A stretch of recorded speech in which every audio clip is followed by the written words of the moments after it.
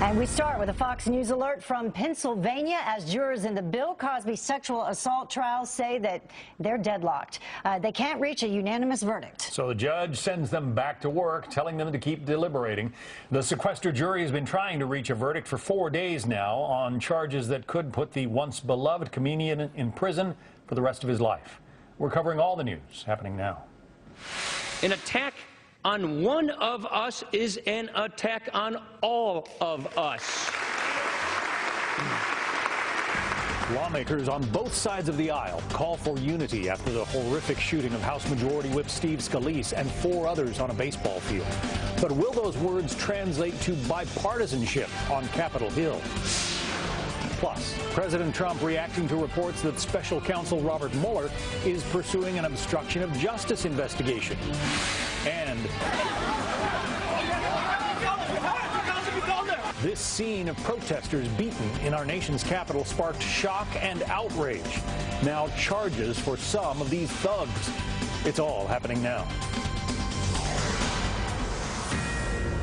But we begin with this Fox News alert. Republicans and Democrats appealing for unity after yesterday's horrifying shooting at a ballpark. But after so many partisan battles, how long might it last? Welcome to the second hour of Happening Now. I'm John Scott. And I'm Heather Childers. Makes you wonder if they can make it last beyond this week even. Louisiana Congressman Steve Scalise is hospitalized in critical condition, as is Tyson Foods lobbyist Matt Mika. Both of them shot when a gunman opened fire on Republican lawmakers practicing for tonight's charity baseball game. That's all they were doing. Well, President Trump, the First Lady, and Vice President Pence have all visited Congressman Scalise in the hospital, as well as a Capitol police officer who was also shot. All of this happening, though, as Mr. Trump reacts to a political bombshell. Reports that the special counsel is now looking at whether the president tried to obstruct justice. We have live Fox team coverage. Kevin Cork has the latest from the White House, but we begin with Peter Doocy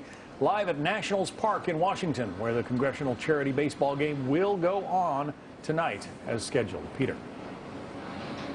But, John, a few miles away from here at MedStar Hospital, the Congressman Steve Scalise is still being treated in critical condition, and we're told that doctors there are starting to evaluate his condition in 12-hour increments. They say that right now the situation with his health is complicated because surgeries to fix bone damage from the bullet can't be scheduled until damage to internal organs is addressed first.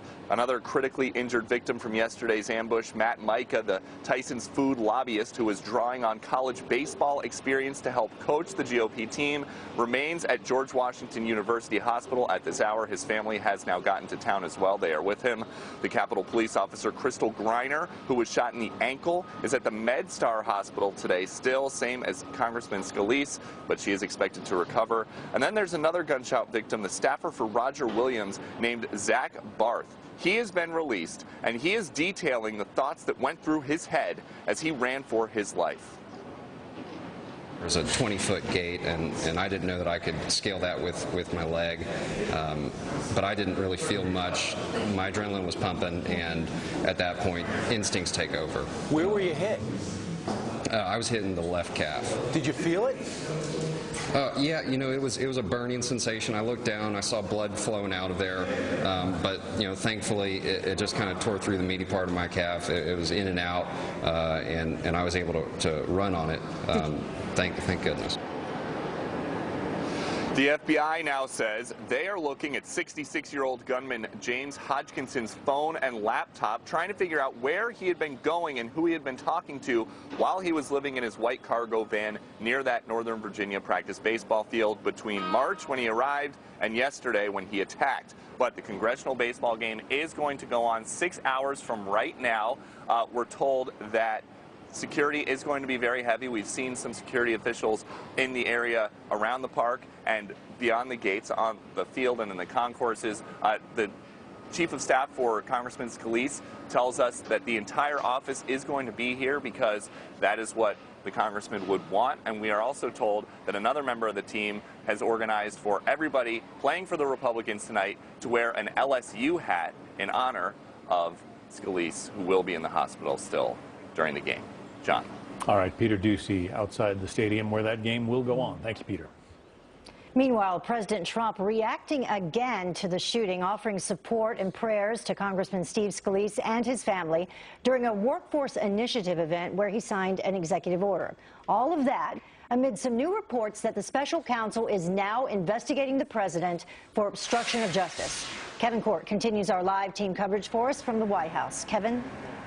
And good afternoon to you. You're right. The president, like the rest of the nation, hoping for a speedy and full recovery for the Louisiana congressman who was felled by a gunman's bullet just yesterday. It's been much more difficult than people even thought at the time. It's been, he's in some trouble, but he's a great fighter and he's going to be okay, we hope. I visited Steve and his family at the hospital last night, and I reassured them that the entire country is pulling for them, praying for them, and that we are here for them every single step of the way. The president making those comments on a day that saw him sign an executive order to roughly double to $200 million the amount of taxpayer money spent on apprenticeships and so-called learn-to-earn programs. It's a big initiative here at the White House. But even amid the signing, the president couldn't tamp down the latest story, as you pointed out, this one in the Washington Post again by way of leak, which claims that the president is now under investigation for possible obstruction of justice in the Russia meddling probe. Let me show you what the president had to say about that by way of, you guessed it, Twitter, tweeting the following: they made up a phony collusion with the Russian story, found zero proof, so now they go for obstruction of justice on the phony story. Nice. He also added this tweet: you are witnessing the single greatest witch hunt in American political history, led by some very bad and conflicted people. Hashtag Make America Great Again. As you can well imagine, the White House is quick to point out that after nearly 7 months of investigation, still not a single ounce of proof of meddling between the Trump campaign, the candidate himself, and the Russians. By the way, they would also, I think, quickly tell you, and this is sometimes you get this on camera, sometimes off camera, they kind of see this as an orchestrated effort to really keep them off message by trying to sully the White House itself, the candidate in particular, just to maybe give the Democrats an edge in 2018. That's really the feeling here by a great many officials. Sometimes they'll tell you that off the record, sometimes on. By the way, I should also point out we expect to hear from Sarah Huckabee Sanders, the Deputy Press Secretary. She'll be having a briefing. It'll be off camera, but on the record. We'll tell you about that later. Back to you. Well, you would think that those leaks could have stopped for one day anyway, yeah, especially yesterday. Given, right, exactly. Yeah. Thank you, Kevin. Well, politics has always been rough and tumble, but the battle's intensified over the past decade, with opposition from the right to President Obama and now from the left to President Trump, all mixing together for an angry and now potentially deadly stew. It's something I talked about with the Wall Street Journal's Dan Henninger in our first hour of Happening Now. We're really heading into kind of dangerous waters here. I mean, I have to say, there were many of us who thought we were hoping all the way through the years of the Obama presidency that there would be no assassination attempts. And when it was over, breathed a sigh of relief that we had gotten through that. Now the same sort of emotions are in play with the attempted political assassination, that's what it was, of Congressman Scalise. And I think under those circumstances, people should understand emotions are getting dangerous on the left and on the right, and it's time to pull that level of psychological unhingement back. I'm joined now by Chris Wallace, the anchor, of course, of Fox News Sunday. It's always been a country where politics, you know, mixed with violence once in a while. Go back to the Burr-Hamilton duel. Go back to John Wilkes Booth. Is it as bad now as you've seen it, Chris? Well, it's as bad now on an everyday level as I've ever seen it. Although when you hear what John Adams and Thomas Jefferson said about each other in the first contested presidential election, that was pretty brutal as well. But when you now have 24-hour news cycles, you have social media, and it just is a kind of steady drumbeat of invective and demonization of the other side. It's not new. It wasn't invented with Donald Trump. I mean, remember Clinton derangement syndrome and Bush and Obama and the opposition just hating the president and hating that side of the aisle. But it's obviously it's a kind of toxic mix, because on the one hand, you've got this level of invective, and then you've got deranged individuals. And I suppose, John, and I've been thinking about this a lot today, it puts a greater responsibility on all of us in the public eye, whether we're politicians or whether we're in the news media, to kind of be careful about our language. You can talk about issues. We need to talk about issues, and as part of our vibrant democracy, we need to have a frank and rough debate over some issues, but in terms of the kind of level of invective, there's no need for that, and we need to try to dial it back. You get some agreement there from Wyoming Senator John Barrasso. I spoke to him during the first hour of Happening Now. Here's what he had to say. It is demented action. It is deranged thinking. There's a lot of history in the United States of people debating vigorously issues, and we're going to continue to do that. And I'll be home in Wyoming hearing about the more pain that Obamacare is causing people in Wyoming. I'll be hearing about jobs and the economy. But I think it's important, once we get back here, to work together to find solutions that are in the best interest of the American people. You know, he spoke about jobs. The gunman in this case was somebody who felt that the rich were getting richer and the poor were not. He apparently had been unemployed for some period of time. I wonder if the Trump administration can get the economy going, get more jobs created in that country, if some of this might go away.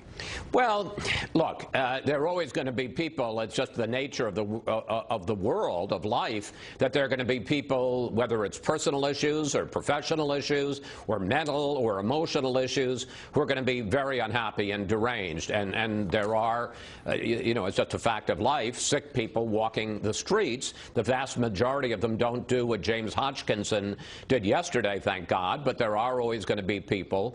And look, on the one hand, I think we need to be more responsible. On the other hand, I don't think it's fair to say that anybody is responsible on the outside for what this deranged person did. I don't think you can sit there and blame Bernie Sanders or Rachel Maddow for what he did any more than if there were a conservative who were to do this tomorrow to Democrats.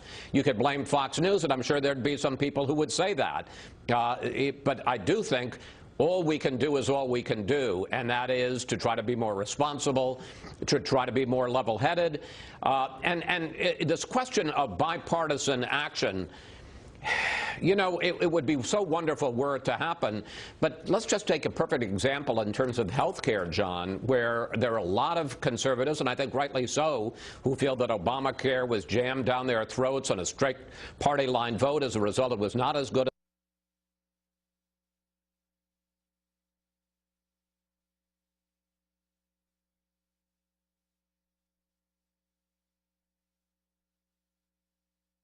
as good as it would be again if you had both sides working together. I would like to think that this could be what some people are calling a circuit breaker, where it could break the cycle of the vicious cycle of you did this to me, so we're going to do this to you.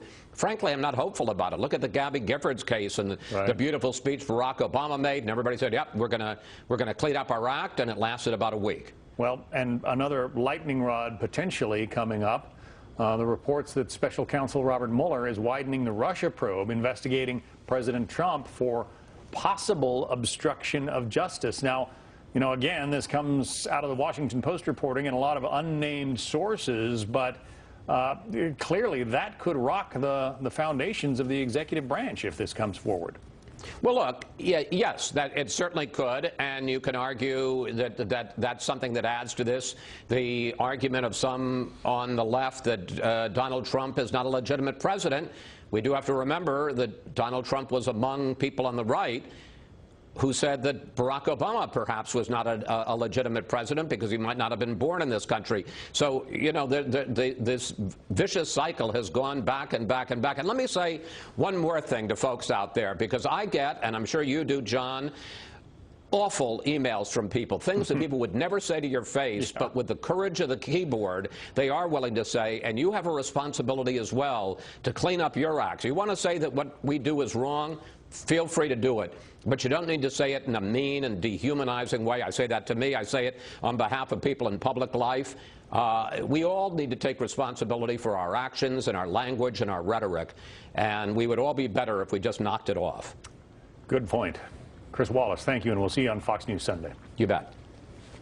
Well, coming up, some new developments in an ugly brawl outside the Turkish embassy in Washington. What police are now Open being played in Hartfield, Wisconsin at the Erin Hills Golf Club. A blimp carrying advertising, apparently for Penn Fed, deflated, burst into flames, and crashed late this morning. We're now getting our first images from the scene. The blimp was flying over the U.S. Open. When all of this took place, a witness said they were trying to give it some throttle and climb, and the thing started deflating. Reports are that the pilot was actually able to parachute out of the thing. He was put on a stretcher and then loaded into a helicopter. Blimp went down near Highway 83 and Highway 167 in Wisconsin.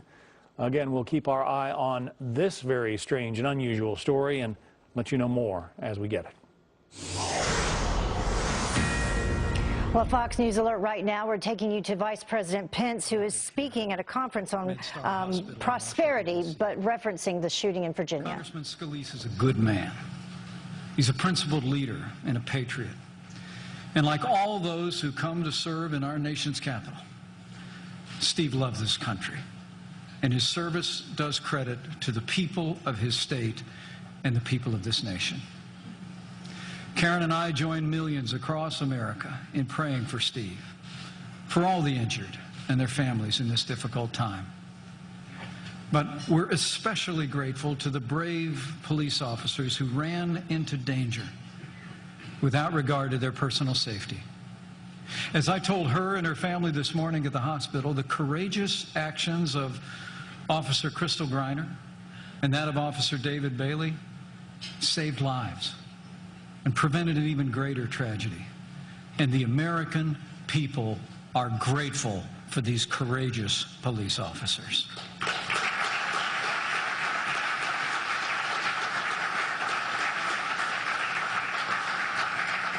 While there will always be those who seek to divide, who choose insult over insight, tonight, on a baseball field in our nation's capital, the world will see America is better than that. As President Trump said yesterday, we are strongest when we are unified, when we work together for the common good. And when a neighbor is hurting or under attack, the American people always come together with generosity, compassion, and prayer, and we always will. It's in that spirit that I'm honored to stand here with all of you today, our neighbors as well, from across South America, Central America, and North America at this historic gathering. So to President Hernandez, President Morales, Vice President Ortiz, Secretary Vidagrán, Secretary Osorio, members of the Cabinet, honored guests, it is my privilege as Vice President of the United States to welcome you to this conference on the prosperity and security of Central America.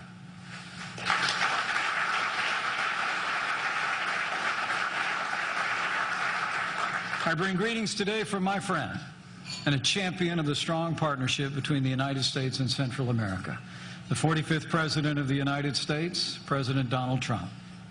Allow me also to thank Secretary of State Rex Tillerson and Secretary John Kelly and their Departments of State and Homeland Security for their extraordinary efforts in bringing together. And as we told you, that's obviously Vice President Mike Pence speaking at a conference of prosperity of Central America, talking about the shooting that happened in Virginia and praising the police officers that responded or were there at the scene and helped save many, many lives.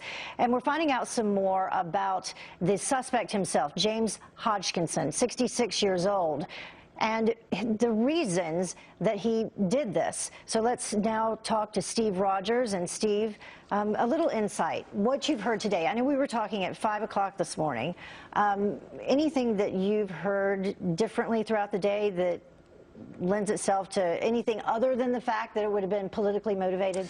Not at all, but as the Vice President and others have conveyed, the American people must understand that we address our problems through ballots and not bullets. And this is what the FBI is now looking at. Was something going on over the past few weeks in this individual's life that triggered him to cause this terrible, terrible tragedy? But that's why I don't understand. I pulled the latest statement from the FBI. Why can they not make that determination already when the suspect himself walked up to two congressmen at the scene and said, you know, who's over there playing, Democrats or Republicans? And he had all of these posts on his Facebook page. He wrote numerous letters to his local congressman. They're in the process of eliminating every other motive possible, and we're talking about, was he in collusion with someone else, or was he part of a bigger team? Obviously, at this point, it doesn't look like that. But what it does look like is what you just said, including, look, we've had celebrities, and, you know, words count and role models count. When you have celebrities hanging the president's head with blood on it, when you have plays of assassinations of the presidents, this has great influence on people's actions. So they're going to look at all this, and then they'll come to a determination. And we have a statement from the mayor of Alexandria. Let's listen to that. We never got into heavy, heated political conversations other than the fact there's a TV on when you walk in, the main entrance of the Y, and, you know, other folks, and including myself, we would be having conversations about, you know, whether the president was, whatever he was doing or whatever they were saying about him, that was the right thing to be doing.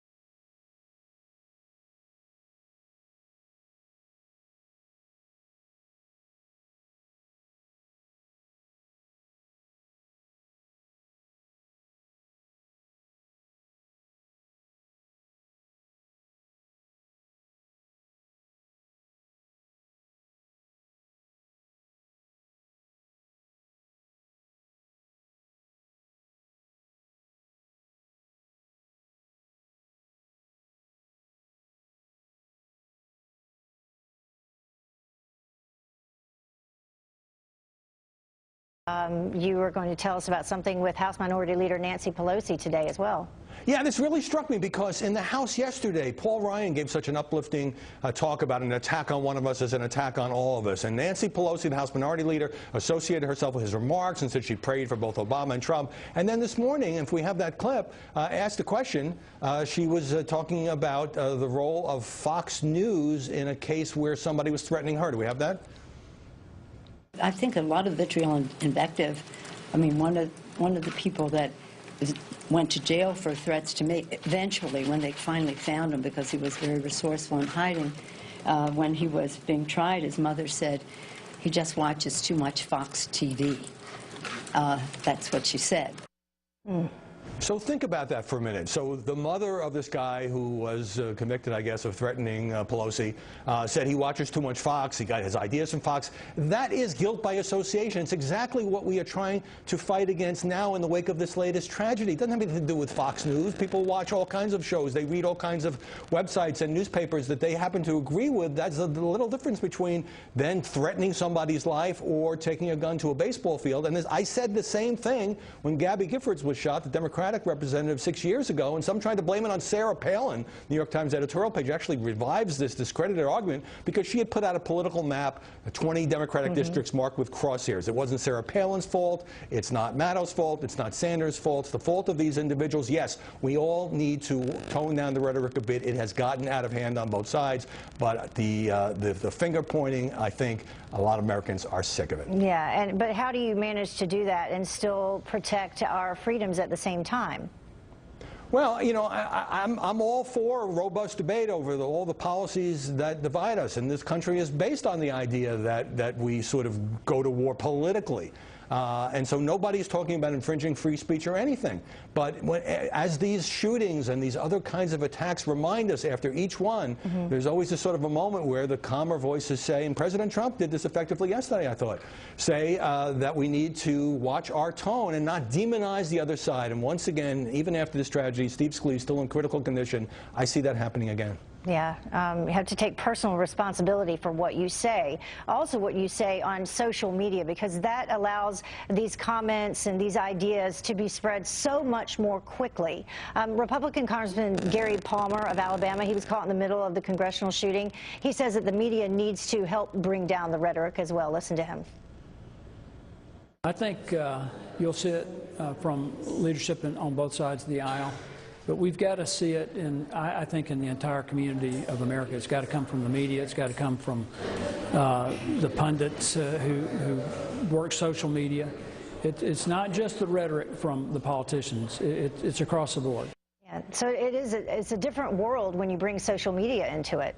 Yeah, I agree with that. The mainstream media need to watch it, and again, you know, not trying to stifle debate in any way, shape, or form, but there's so much toxicity and, frankly, hatred on social media. Can be a great thing, but can also be a very ugly thing, and that can contribute to this climate. Again, I make a distinction between even when the horrible thing that Kathy Griffin did and this Shakespeare play, that should be condemned. But even there, to go from that to saying, well, it's their fault, it's your fault, it's his fault, it's her fault, because somebody opened up and fired 50 rounds or 50 shots at Republican congressmen practicing baseball for a charity game, that's where I draw the line. Just on second base and now fighting for his life in critical condition.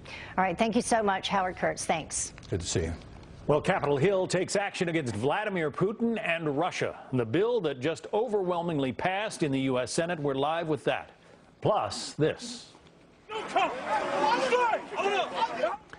The chaotic scene you might remember outside the Turkish embassy in the U.S.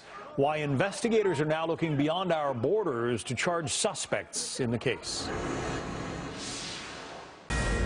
Steve Scalise and his great family as he continues his very brave fight. It's been much more difficult than people even thought at the time. It's been, he's in some trouble, but he's a great fighter, and he's going to be okay, we hope. President Trump speaking again today about the condition of Congressman Steve Scalise. The president visiting the House Majority Whip at the hospital last night. Congressman Scalise is in critical condition, facing more surgery and a difficult recovery. He was shot in the hip yesterday, and then that bullet also caused some internal injury. So let's bring in Dr. Mark Siegel. He's with the Fox News Medical Aid Team, also a professor of medicine at NYU, and you can give us a little bit more insight. I do want to say we did receive this official update, the last update that we've received on his condition. We're told that his medical situation is complicated, and they're evaluating him in 12-hour increments. Why would that be? The key here is bleeding. You know, at the scene, the issue was bleeding, putting on a tourniquet, which was done, pressure on the wound, which was done, rapid resuscitation of fluids was done, fly him to a top level 1 trauma center was done, get him into surgery right away. Fragments of the pelvis had splintered from the bullet and lacerated major organs in the pelvis. So it went into the hip, and then it kind of just went all the way across, exploded. Exactly, and so major organs were lacerated. Now they can sew them up, depending which organs we're talking about, the bowel, the bladder, possibly the kidney. Those are the things you think about. They could sew them up, but there's also major arteries down there. And so they do their job. They go in surgically, Heather, and then they come back and they see if the repair's held, and then they have to follow blood counts over the next day or two to see if they can keep the blood count stable. He's in critical condition because his vital signs weren't stable initially, meaning that he was going into shock. There was a point yesterday where we received an official statement saying that he was in stable condition. So I left here yesterday afternoon hopeful, thinking, oh, he's going to be okay. And then, you know, by tomorrow or by yesterday evening, we were hearing that he was in critical condition. Because the hospital released a statement yesterday afternoon, and then last night they released some details which were extremely helpful. And I was in touch with our own Griff Jenkins last night about this, and he was talking to the staff. All the detail helped us to understand the situation. Again, that his vital signs weren't stable because of the bleeding here. But if you can control the bleeding, and I know our viewers want to know what they can expect here, I think if you can control the bleeding over the next 24 hours and his counts stay stable, it will be looking a lot better for him. That's the key, the hemoglobin count, literally the hemoglobin count. Also, what President Trump said is hugely important here. He's a fighter. Courage and never giving up actually helps enormously in this situation, and that also improves the possible outcome. We heard from one of the congressmen who was on the scene yesterday when all of this happened, and he was looking for the entry point of the bullet and for the exit point as well. If the bullet is still inside, will it remain there, or when will they take that out? That's an excellent question. They're not going to repair the bones right now. They leave the bone fragments there because that's not crucial to recovery. What is repairing the organs and the bleeding. The bullet only matters if it's near a vital organ or near a major artery, like a renal artery, something like that. If they're worried about the bullet migrating, they might remove it. Otherwise, they may never take the bullet out. So timing was of the essence there at the scene and also at the hospital. Timing was huge. It's been great ever since. He's not out of the woods, that's for sure. But monitoring him closely over the next 24 hours, I think we're going to have some answers here. Can they keep his bleeding from recurring? That's the key. Yeah, some additional information here on this latest report said that the pelvis, as you mentioned, was shattered, causing a host of internal issues, not the least of which was the bleeding. And he's looking at another procedure today, and it's unclear on the status of that. You know, and those procedures are usually to make sure the bleeding hasn't recurred, or where they put the sutures in holding. Is there additional problems? It also depends which organs are involved. Which organs possibly would be involved? Well, something like the colon, I mean, that has a lot of blood supply. That can bleed very easily. That's down there. The rectum is down there. The bladder is a huge problem, but they can oversow the bladder. Did the bullet go as high as the kidney or the liver? I don't know the answer to that. Well, knowing that some of the witnesses there, some of his colleagues say that when he was shot, he was around the second base and that he was leaving a trail of blood behind him, but he was moving and he was trying to drag himself to outfield to safety. Does that tell you anything? Well, I feel that the fact that he was awake and that he was awake all the way to the time he was in surgery is a very good sign that he hadn't lost that much blood at that point. Then later on, he lost more blood. But I think the rapidity with which he was transported, again, the pressure put on the wound, and the fact that surgery was so quick also makes it more optimistic. Yeah. A lot depends, though, on the next 24 hours. I was going to say, you know, do you think he'll be okay? That's what everybody wants to know. Everyone's hopes and prayers are with him. I'd say it's been the best possible care so far. I'm optimistic. Which is good news. All right. Well, let's hope that he's going to be okay. We'll all pray for him, as you said. Absolutely. Dr. Siegel, thank you so much. Appreciate it. Great to see you. John? Well, of course, Congressman Scalise was shot while practicing for tonight's congressional baseball game. We've just gotten word that that game has exceeded $1 million in ticket sales. Last year, they sold about $500,000, and the money goes to charity. The Nationals organization has released 20,000 additional seats. So if you're in the D.C. area, you want to catch that game and support your congressman and support a good cause, there might still be seats available. Just wanted to let you know, $1 million in ticket sales thus far. Still ahead on Happening Now, a long-awaited review of a problem that forced the Navy to halt jet pilot training. Fox News' Leah Gabriel has the results. She's talking to the Vice